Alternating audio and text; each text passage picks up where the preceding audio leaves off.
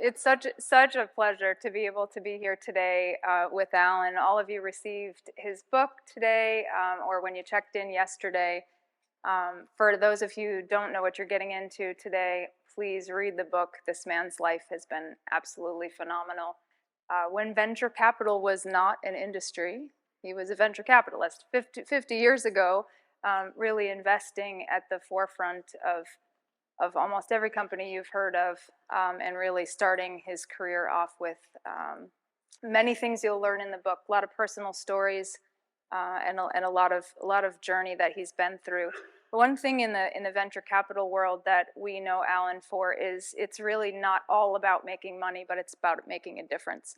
And for Alan, it's really been incredible to see not just the shift and change and investment in entrepreneurialism, but also really making an impact in the world. And I'm enamored and am in such honor to be on stage today. And although I'm sad that Michael couldn't be here, I'm happy to be pitching in to moderate and to chat with Alan today.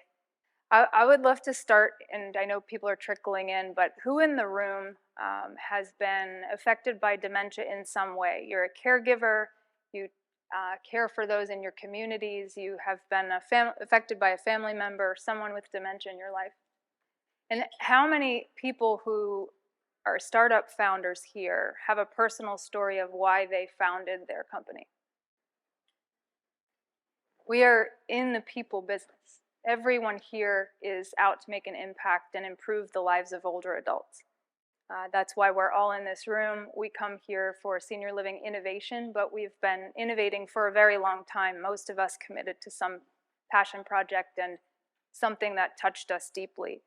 So I want to get into some of the fun history of Alan's life, but I want to start first why Primetime was this third act of venture, and why Alan started with Primetime. Sure.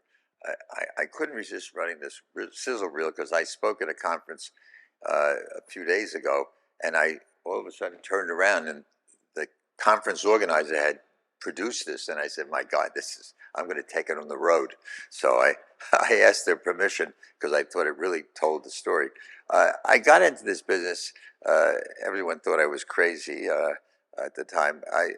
Just to give you a very quick, I started in the business in 1970. I built one of the major, was venture, now private equity firms in the world called Apex. And I left that because we had morphed away from being venture into private equity and later stage investment. So I started, actually in between, I spent 3 or 4 years with helping the US government in developing entrepreneurial activities in Africa and Southeast Asia on a pro bono basis. And then I decided it was time to go back to the venture business. I got back in 2006, and I built a second business, which is a very leading venture firm now called Graycroft, which I'm still chairman emeritus. And the reason Sarah asked the question is my wife had Alzheimer's, and she had it for almost 12 years. And during that time, I got to learn about what the problems were of older people. I went to conferences. I read a lot of articles that were written, read research reports. I got involved with a project up at MIT to help them out philanthropically.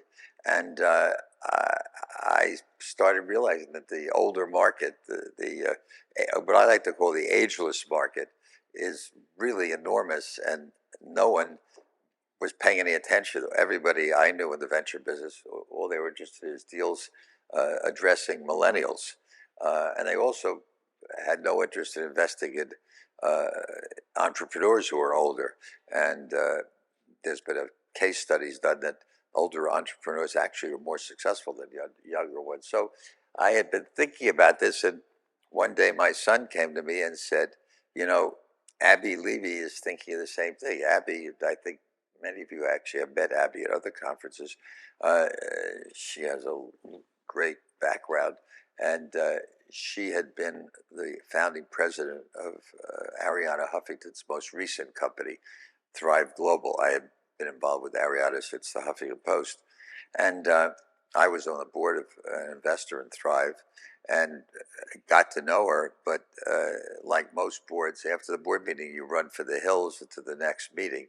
And she eventually left the company there and went to Soul Cycle.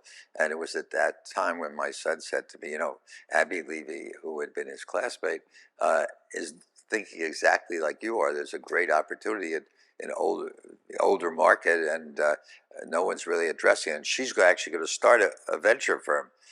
We got together in 2 days, and a month or two later, we launched to raise Primetime One, which is very, very narrowly focused on addressing, investing in products, services, and technologies that serve the ageless market. We don't invest in senior living facilities, so I'm sorry, we're not real estate investors, and we don't do anything that is requires FDA approval. We really stick to our last, which is products, services, and technologies. And when they show you these companies, they've got a sampling of the companies here that service in some way or another senior facilities. But we've invested in over 35 companies, and we're now in the process of raising. The first fund was 50, and we're in process of raising a $60 million fund. So the answer is I got into this business, and I confounded everybody because I was 85 when I started this 4 years ago. I'll be 90 in October, and you'll read my book. You'll find I was the oldest person who ran the marathon 2 years ago in New York. I've done a lot of crazy things, and I do not intend to have another career. I like this. I like this one too much, and it's keeping me too busy. So that's why I got in the business and a little more. Absolutely. Well, it's fascinating. Your journey. Really read the book. It's hilarious and heartwarming. But when I'm looking at your venture world, and really as an early investor in Apple and AOL, just what's the thesis back then, and did it change? Did your lens change? The four fundamentals that you talk about in the book now that are important to you with this fund.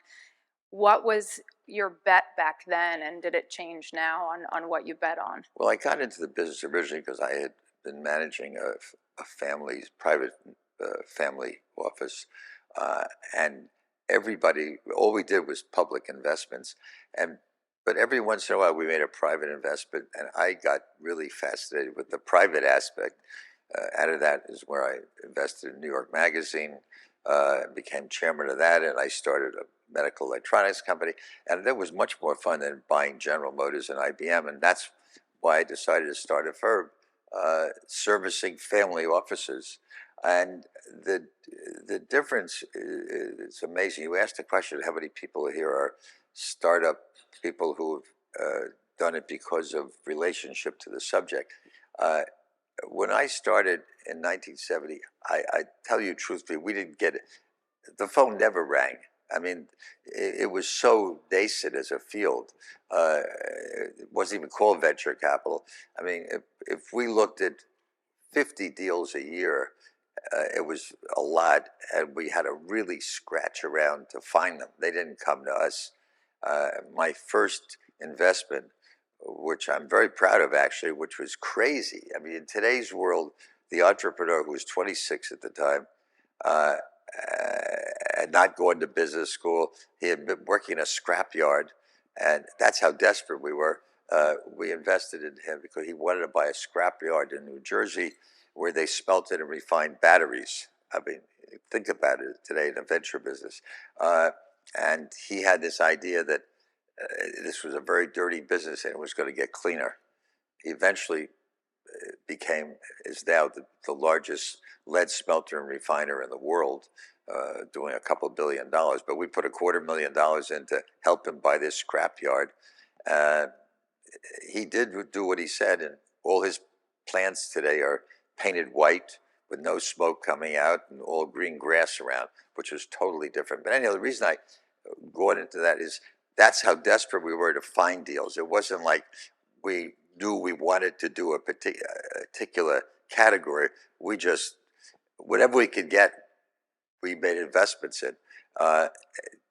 In this area that we're in, my partner and I and our team are shocked. We have honestly, I'm not exaggerating. It's all documented. We have received over 2,000 submissions since we started in 2020. 60% of them probably have come from venture capitalists. But most of the companies are companies that were founded by someone who had a problem with someone in their family, or they recognized an opportunity, which is really unique. I mean, I don't think there's any other area where you find people who they recognize a problem and try to start something up. So most of our portfolio is a startup portfolio. There aren't that many later stage investments for us to invest in it. So far, they're getting there.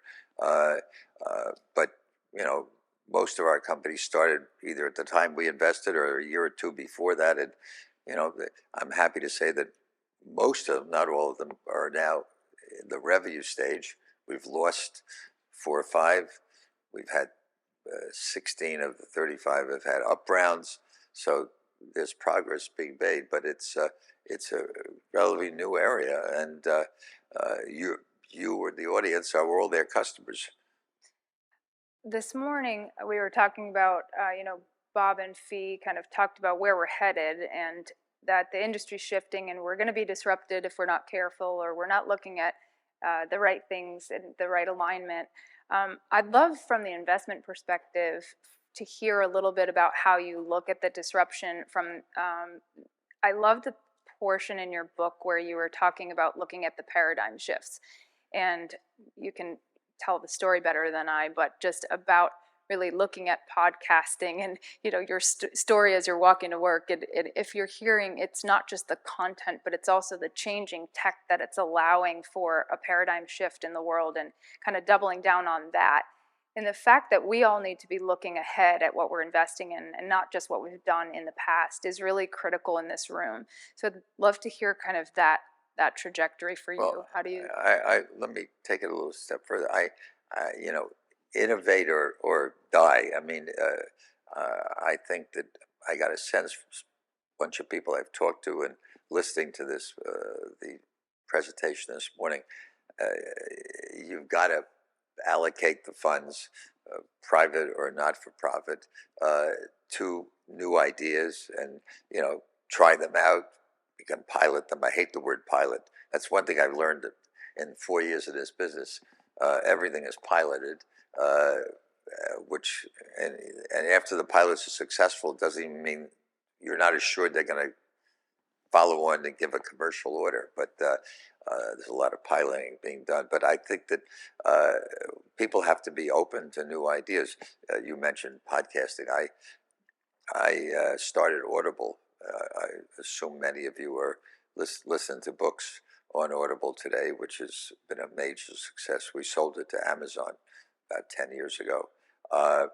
But that made me very aware of voice recordings. And I saw one day an older person walking. I'm just telling this because she asked me. Walking down the street, was actually the publisher of Hearst magazines, and he had his earbuds on. And when I asked him what he was doing, he was listening to a podcast.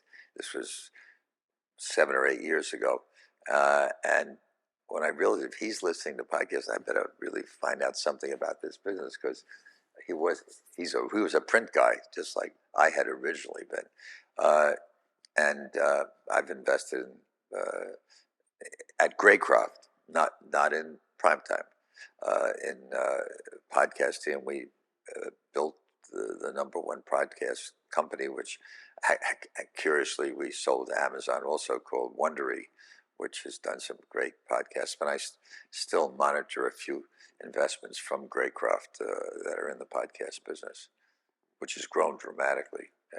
Yeah, and I think the point really around looking at where the shifts are happening and what are the trends of consumers and how are people reacting to their own environments and what technology prepares us for that shift is really what you've been articulating well in the book, and then also in your investment thesis now with Primetime.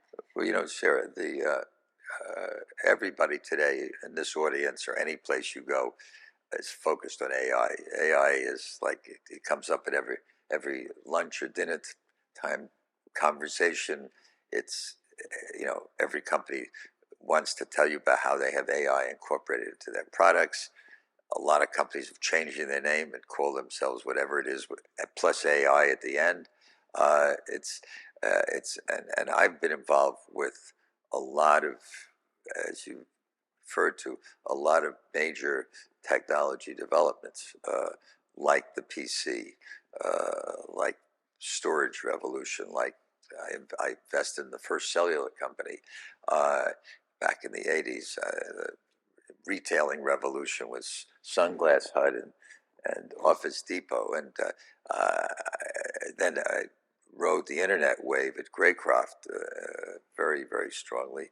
And we're now going through probably the most important technology wave that I've seen that probably transcends anything that we've seen in all the others wrapped up, because it is so ubiquitous that it's we haven't even begun to see the implication. However, it gets into investing.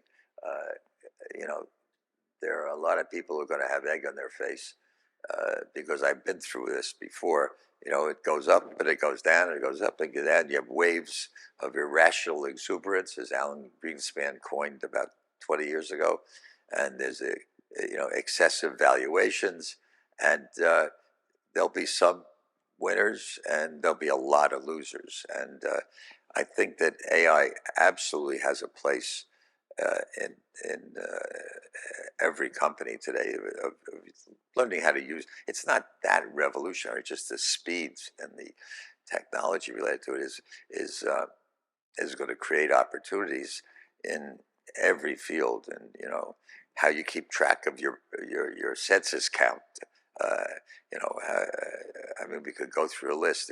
It applies every place, and companies are gradually introducing it to improve productivity, which obviously cuts down the use of personnel, which has the negative effect on labor. But it's going to open up all kinds of new opportunities. But when you see $100 billion valuations at startup for companies, that's not the world that I have played in. I kind of am a little bit more conservative, and we're getting all our companies to be focused on how they can use artificial intelligence in their service offerings. Is there a tech trend or category, we'll get into your specific investments later, but that you think is going to really catapult or change or shift our paradigm of senior living? You think there's a the only thing I think of is AI, which is going to bring down costs and improve efficiency. With one of the companies which is up here is a company called Core Care, which has used AI to reconcile Medicare codes, or Medicaid, Medicare, I'm not sure which. And as a result, they've cut down receivables from 57 days to 22 days.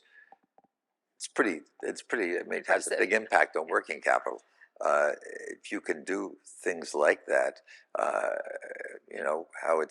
how you solicit new customers for a senior facility, how you obviously monitor them. I was saying earlier that we honestly, and I'm not exaggerating, just I didn't exaggerate, of 2000, we have seen 34 RPM companies, for those who don't know, remote patient monitoring, and they've used every technology in the world. We've invested in one which is up there, Butler, which I didn't even know they're here, but they go from computer vision to sensing to radar to floor sensors. I mean, everything in the world. But those are going to be able to cut down the monitoring of patients and better management of a patient and monitoring their vitals as well as their activities. Same time, big problem, which kind of relates to the senior care facility area, is people at home. And there's loneliness is a big killer in this business, and we see a lot of companies that are trying to deal with that. We have an investment in a company called Get Set Up, which has developed a Zoom video network, which has a couple million people on it, which is designed specifically for older people in their rooms someplace, which is a content play, but it does education and entertainment and interactions. But that's a big challenge today for people aging, of maintaining contacts. Absolutely. Yeah, there's a lot of categories we can impact with technology. I've heard a lot of success stories, but we all know that there's got to be a failure in there somewhere. So, do you want to share maybe something that you've learned along the way from a missed opportunity or a failure? She read my book. Anyone who writes a book and doesn't tell the things they did wrong is, this don't trust the book. I In my early stage, I invested in an animal feed supplement company. I mean, that's how extreme we were then. And the guy who did it was a brilliant scientist from Cornell, ag scientist, and he had this idea of taking various chemical steps and taking waste oil, that you come out of wherever they come from, gasoline stations or wherever, and refining that and reconstituting it as animal feed supplement. And it was a great idea. It worked great in pilots. And what happened was, we didn't realize that he had tested each step in the process, but he'd never tested all the steps together. And I've learned that it applies in a lot of areas. Make sure something works in its completeness, not in any segment. In terms of mistakes I made or things I missed, I got a call one day in the 80s, early 80s, from a guy who worked for us in California. I'm located in New York. And he found this incredible coffee shop up in Seattle that had 2 units, and we had to fly out there and come see this. And if you live in New York, I'm only just New York. I don't think it's like any other place. At that time, there were 2 coffee shops on every block. They were called luncheonettes, but they had a chain called Chock full of Nuts. Any of you know, maybe remember, they now have a coffee brand, and you would go and sit on a counter with a seat that rolled around. You'd get your coffee, take it to the office, or drink it. And why in the world would we want to go to California and invest in 2 coffee shops? Well, I don't have to tell you the mistake we made, we missed. Howard Schultz, one of the times I've run into him, reminds me of it. But listen, we all make mistakes. I mean, and we all fail. We all, in the venture business, the startup area, as I am, there are plenty of failures. I mean, it is not all winners. And I don't think 4 years in, we're ready to declare a winner in our portfolio. And I wish we have one company that seems to be taking off more than any others. Maybe some of you use it. I'm not sure whether they deal with senior care. I know they deal. I don't think it's up there. It's called Safe Ride, and it sounds like Uber when you hear it. And they actually power Uber Health, but they pick up the patient, make sure they're, doing what they're supposed to do, take them in the car, make sure they don't fall, take them to the appointment, drop them off, and then they pick them up and take them round trip. And there's a lot. Talk about AI. That's a big application of AI, being exacting, because their reliability is, I think, 98.9%, which I don't know how many of you have taken a Lyft or an Uber, and they tell you they'll be there in 2 minutes, and they come in 12. Yeah, you can't afford that with your in the business Safe Ride is in. But there's a lot of technology being introduced. One thing that I found interesting about the Starbucks story that you missed was the socialization factor Yes. and the importance of being together as community. And that's something that is pretty expert in this room. You know, we have senior living communities that don't just bring a service, but bring people together and build community. So do you think differently now around social isolation and community when you look at investments?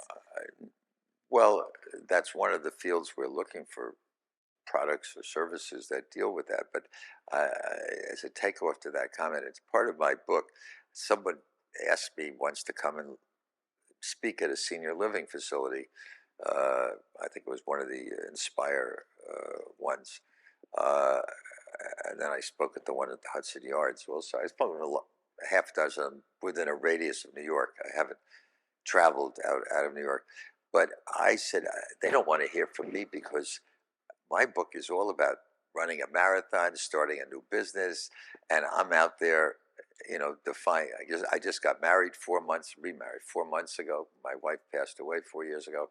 Uh, uh, it's going to be depressing, and it turns out that I'm wrong. It's been very successful, and because I wrote the book honestly to inspire two groups. One were older people to not stop living and to keep living, keep doing things, keep active, all the things that I do, whether it's exercise, whatever. And the other group I was very interested in motivating were younger people who live boring lives, who live unidimensional lives, and don't try things. And I've always tried new areas, as you know from reading it. I've done lots of different things, and I, what has turned out is when I go to these senior living facilities, they're inspired by the book.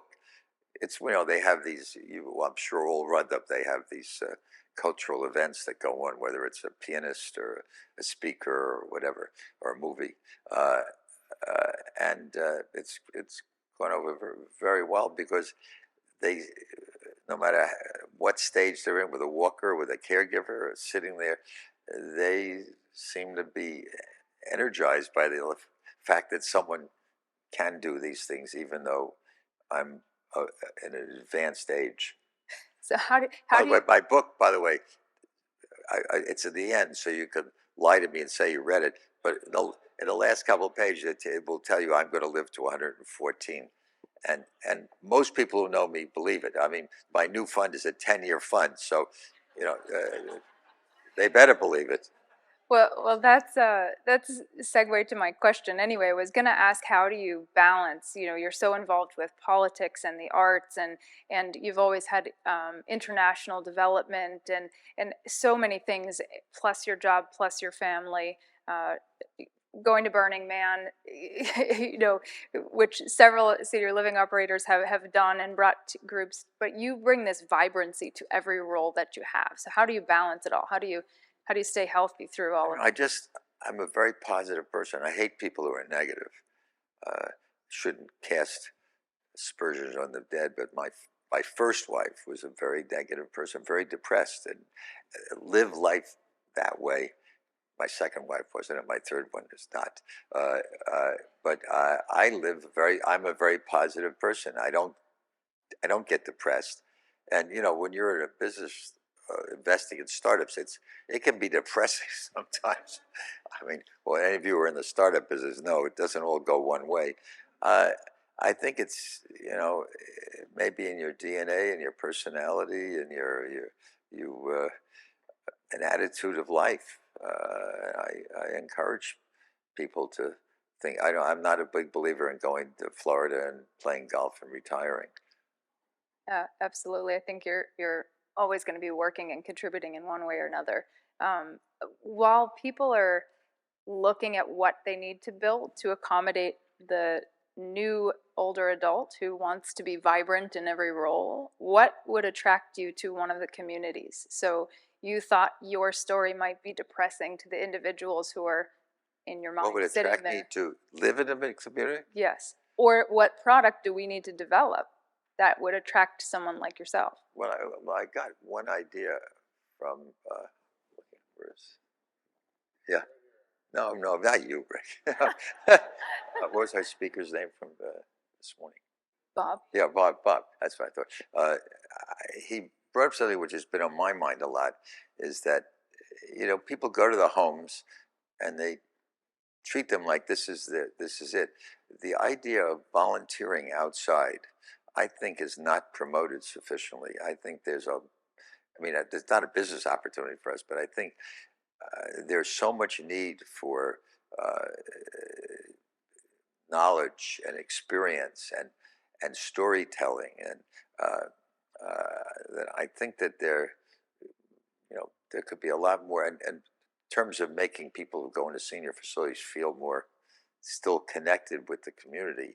Uh, I think I have one friend in a facility and who does that, and it just it just he might as well be in his apartment. I mean, he runs an active life while he's still in a facility, so I think I know I just was intrigued with what I heard this morning. It's true. And Bob's always provocative, so he gets us all thinking.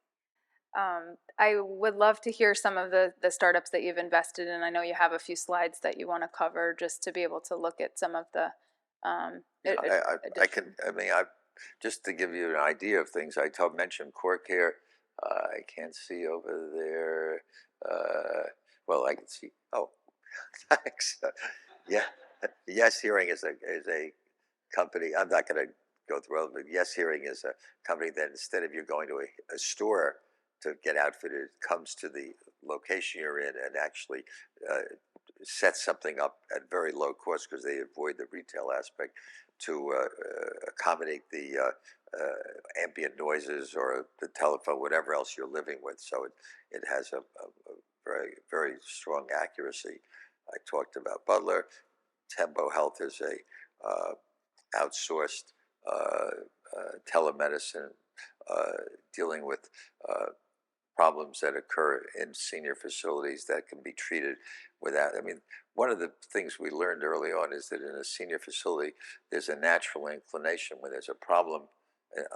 I'm not trying to castigate anybody, so if I'm wrong, please don't beat me up. But there seems to be a natural reaction in many cases by the local caregivers to call 911, and that it's an expensive, unpleasant process of people going in and out, and so they started out to be a kind of first line of triage after the family and to really try to diagnose it through telemedicine, uh, what really can be done locally and what to avoid those kind of events. Uh, uh, the financial area, we actually haven't invested. We've included some things we haven't invested in here, but we've been very concerned with health and financial resources are very much tied together. I mean, everybody is afraid that they're not going to have enough money to live, much less to go into a senior facility or deal with their medical problems. So, uh, and they don't anticipate their financial needs early enough, and so we've looked a lot at that into that area and invested in a company that's not on here called Retirable, which tries to anticipate needs and build in a technique for people to have spread out their finances so they get actually paid in effect a salary or stipend from their own money, but based on what they need to survive. Get Set Up, I told you, runs a network for people who are in senior facilities or at home. Uh, and that gives you a flavor. I think I'm going to just to they're on each table, so you could have a copy of each company and what they do, and better give you better. Isaac Health is interesting. Isaac was formed a couple of years ago to deal with dementia, uh, and it's a company that is located actually in New York. That it ties into the primary care physician to and because there's such a shortage of neurologists in the country. There's a shortage of everything in this area: caregiving, trained people, caregiving, nurse practitioners, everything. In every area there's a shortage. In neurologists, there's an enormous shortage at the time that dementia is becoming so much more prevalent. And so this company is kind of instead of the primary care physician sending it to a neurologist, it would send it to Isaac, reimbursed, by the way, by the healthcare system, and then with a team of resident neurologists, which is very good, particularly for remote areas, and is a way of dealing with dementia care on a first level or second level basis before you go to further.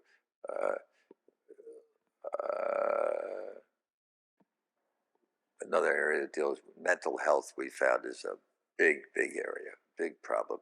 We have invested in a company which is not here, called Kitsugi, which is on the West Coast, which through telemedicine attempts to, over a period of time, to determine the deterioration in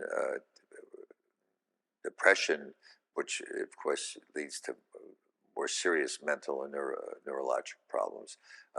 And almost all of these companies are enterprise-based, which means they have some form of healthcare plan or other supporting them get set up. So that gives you an idea of the breadth of our portfolio. I think one of the sheets has all 35 listed. I think you've already looked at things that are going to extend and expand what we can do in senior living, how we create better efficiencies, better outcomes, and how we look beyond the walls, which I think if you look at the sheet will definitely show the direction that a lot of us have all been thinking anyway for our products and services. But back to your book and personal story a little bit, because I think people need to figure out how to navigate not only their industry, but their relationships and their goals and their milestones. So why no red lights? Well, you've heard me now for whatever we've been on for a half hour. I don't know, whatever number of minutes. I live a life with no red lights. It was a very obvious title, and I was walking up an avenue in New York a week ago with one of my granddaughters who's 13, and she at every block she says, "You're going to kill me. You're going to kill me," because I don't pay much attention, literally, to red lights. So figuratively and literally, I live my life with no red lights. I mean, all the things we've talked about, whether I've done stuff, and I've been very active in politics, I've been active in theater, I've been active in international development, I've been active in things I can't remember that I've been active in. I've been active in philanthropy, which I think is very important for everyone. It's let me answer another question, because if you don't answer, someone in the audience may ask it. What do I do to be like I am today? So, because nothing's secret. First of all, I weigh myself twice a day so that I try to keep myself in weight control. And if I gain more than 2.5, 3 pounds, I skip a meal the next day. Very simple. I exercise with a trainer at least once, and I try to do twice if I'm in town, twice a week. I now have a coach helping me so I can do the marathon again this year. I don't think I'll make it, but I'm going to try. I keep a very active life. I participate. I'm not a voyeur. I don't just look at things. If I'm going to be involved, I get involved. A little funny trick is, when I started dating my wife, who we got married in December, I would go to dinner with her, and like most women, I'm sorry, not men, women, they put their fork in it, they'll take a pea, put it in their mouth, and then you look over and they don't eat, they hardly eat anything. And I said, I'll be damned if I'm going to spend $50 for a meal. We're going to split every meal. And we split every single meal together. We split the cocktail, the appetizer, the main course, the dessert. She has tea and I have coffee. But other than that, and let me tell you, that has been a very helpful discipline. You know, incidentally, it's probably saved me a few dollars, but but it really has. But I think staying active, keeping your mind active is very important, and be a participant. Wonderful. Well, I hope you continue to take the right bets in industry and also when you're dodging traffic and avoiding red lights. I think that you've taught us a lot today on how to strive towards 114, and we're looking forward to this next 10, 15 years of your life and watching what you do. So thank you for contributing. Any questions? Anyone want to answer a question? No. We can take a question. We have time for probably. Okay, I think that we have time for one question and one question only. If you're not able to ask a question, you have 15 more years to ask Alan. Where is it again? 24 more years, please. 24 more years, my bad. Yeah. Go ahead, sir. What about the pivot? Like you mentioned Starbucks, and that was about sitting around and visiting and having coffee as a social affair. I don't think Howard ever saw the day where 30% of the people would actually come in, grab their coffee because they ordered it on the app. But they're doing that now because they felt they had to pivot. Don't we all have to pivot? I mean, these great companies that do these great things, how do we survive and have a second generation up without falling? I think it's a very apropos question. It gets to what we say about technology and reinventing yourself. I think you can't be static as a company. You've got to keep on innovating. And I think that in the early stage investment, as we are, very often the first idea doesn't work, and you have to, do something different. The first company I invested in the healthcare area was this company in the medical area, which had developed. None of you in this room, maybe one, will remember, but there was a time when doctors used to go around with carrying a bag, and the doctor would make a house call, believe it or not, he'd come to your apartment or your house and carried around a stethoscope with him and tried to do some critical analysis of your pneumonia or whatever. And he developed the smallest, with new technology, cardiac monitoring device that you could plug in the wall, and it had a ground to it, and it was a very unique oscilloscope technology. It uses something called a frozen trace, and it was just at the time things were changing in terms of doctors not really going out on house calls, and he had a really fabulous product, and he killed himself, and we would have drowned, except we went to a conference one day like this and found out that the anesthesiologist in the operating room felt like the second-rate citizen, because the surgeon had the scope on his end, and the poor anesthesiologist was second-rate. He had to look over the shoulder of the surgeon, and so he came up with this idea: if I put a tripod on the bottom, grounded, I can make this little thing directed to the anesthesiologist, and he built an $800 million company around that. So an entrepreneur who reinvented what he was doing and didn't go down to the sea in ships because he was so stubborn and didn't realize you had to do something different. And I think most young companies don't necessarily make it on the idea they start out with, and they have to improvise, and they have to reinvent themselves. And what they start out to be, I'm sure, looking at a lot of the companies in the portfolio I've been in, started out one way and something different along the way. So I agree with you completely. Thank you, Alan, and thank you all for great question. We're out of time, but we're definitely going to be able to follow up with Alan and definitely read his book. So thank you so much, Alan. Thank you.